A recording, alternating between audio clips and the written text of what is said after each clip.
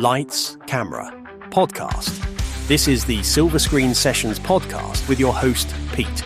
Your fortnightly dose of movie talk, reviews, and all things film.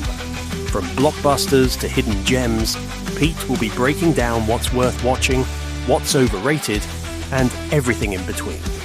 So grab your popcorn, take your seats, and let's roll the reel. Welcome back to the Silver Screen Sessions podcast, where we celebrate the films that make us laugh, cry, and sometimes want to stand up and cheer. I'm Pete, and today we're heading to the north of England, to a small mining town where music is more than just a pastime. It's survival. We're talking about Grimethorpe, the 1996 British dramedy that combines politics, working class pride, and pure musical soul. It's one of those films that sneaks up on you. You think you're in for a light-hearted underdog story, and before you know it, it's broken your heart and patched it back together with a brass band melody. So grab your cornet, polish your helmet, and let's head to Grimley, where hope doesn't die quietly. So the story, fighting to stay in tune. Set in the fictional Yorkshire town of Grimley during the mid-90s, Grimethorpe tells the story of a tight-knit mining community on the brink of collapse. The local coal pit is under threat of closure, and with it, an entire way of life.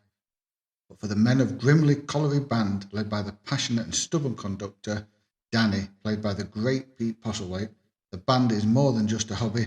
It's their pride, their tradition, and their last shred of dignity. Enter Gloria Mullins, played by Tara Fitzgerald, a former local who returns to town as a management analyst, tasked with assessing the pit's future. But she's also a gifted flugelhorn player, who rekindles old friendships, and to spark with Andy, played by Ewan McGregor, the band's cheeky young horn player. As jobs vanish, debts rise, and tempers flare, the band faces the impossible choice. Can they keep the music alive when everything else is falling apart? The story crescendos with the band's journey to the national finals at the Royal Albert Hall, a moment of triumph, heartbreak and defiance. It's a film that blends laughter and sorrow in perfect harmony, a reminder that even in the darkest times, art, pride and community endure. So the cast, real emotion, real humanity. What can we say about the cast? Because they carry the weight of this story with absolute authenticity.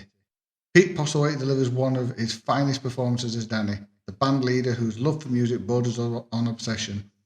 He's the moral core of the film, a man who refuses to let despair silence the sound of his town. His final speech at the Albert Hall, raw, angry and heartfelt, is one of the most powerful monologues in British cinema. Tara Fitzgerald's Gloria brings warmth and complexity. She's caught between corporate, duty and community loyalty, and her solo performance of Concerto Duranthe is simply breathtaking. Ewan McGregor, fresh from Trainspotting, gives the film its youthful spark.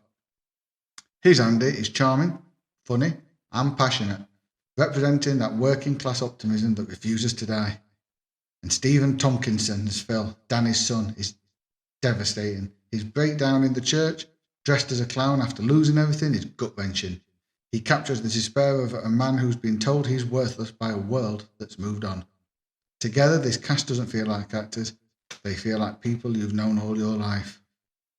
So behind the scenes, from protest to picture, Grimethorpe was written and directed by Mark Herman, who based the story loosely on real events, particularly the closures of coal pits across Britain during the 1980s and 90s. The inspiration came from the Grimethorpe Colliery Band, a real brass band that, against all odds, continued playing even as their community was decimated by job losses. In fact, the Grimethorpe Band performed all the music for the film. So when you hear those soaring brass notes, that's not studio polish, that's real Yorkshire pride ringing through. The movie was made on a modest budget and filmed in actual mining towns across South Yorkshire, adding an authentic grit to every frame.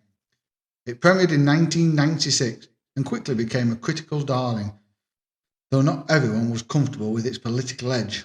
Still, audiences connected deeply with its honesty, humour and heart.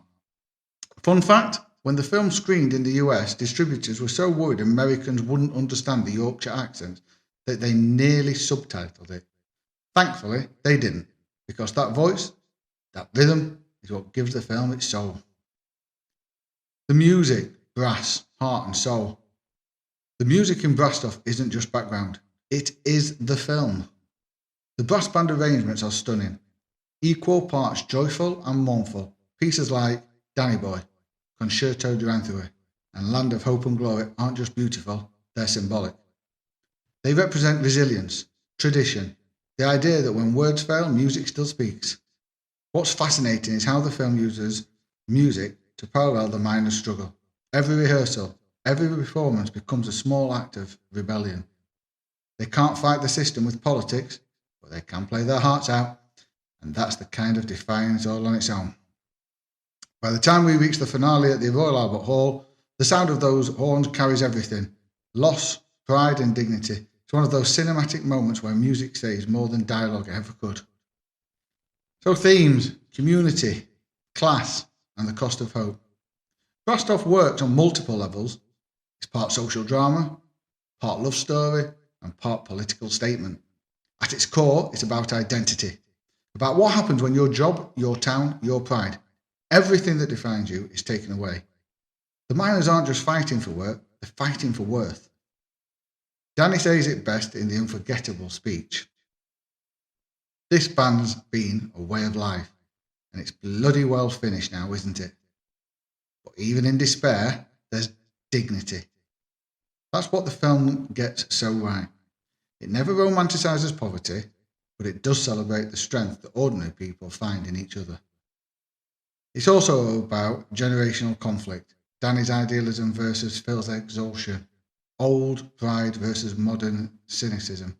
And though Gloria and Andy, we see the flicker of new hope, that even if the pit closes, the music might still go on. So cinematography and tone, grit meets grace. Visually, Brastoff captures the duality of working class life, the grime and the glory. Cinematographer Andy Collins gives the film a grounded, almost documentary feel. Grey skies, red brick, coal dust and real sweat. Yet whenever the music plays, the film seems to light up. Those rehearsal scenes glow with golden warmth, almost like the light of pride cutting through despair. The tone, too, is beautifully balanced. Dark humour mixed with gut-punch realism. One moment you're laughing at Lenny Henry jokes and pint-sized banter, and the next you're fighting back tears. That blend of wit and wound is pure British storytelling. So how does Brastoff hold up nearly 30 years later? Honestly, beautifully. It's one of those rare films that's both time-specific and timeless. The mining crisis may have passed, but the themes of dignity, community and resistance still hit hard. It's funny, furious, heartbreaking and hopeful, all in one breath. Every performance feels lived in. Every note of music feels earned. And that final shot of Danny leading his band out of the Albert Hall to play for the people still gives me goosebumps. My rating is 9 out of 10. Because Brastoff isn't just a film, it's a hymn to the human spirit. And that's Brastoff, a movie that proves that even when the world seems silent, music and hope find a way to play on. If you've never seen it, do yourself a favour. Watch it on a rainy sunny afternoon, volume up, heart open. It's not just about brass bands or coal mines, it's about pride, resilience and finding joy when everything else falls away. Thanks for tuning in to the Silver Screen Sessions podcast. If you enjoyed this episode, hit follow, share it with your fellow film lovers and keep the conversation going.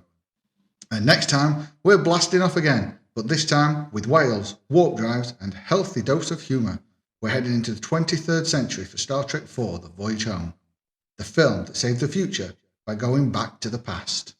Until then, keep your spirits high, your brush polished, and remember, even when life hits a flat note, you've still got music left to play.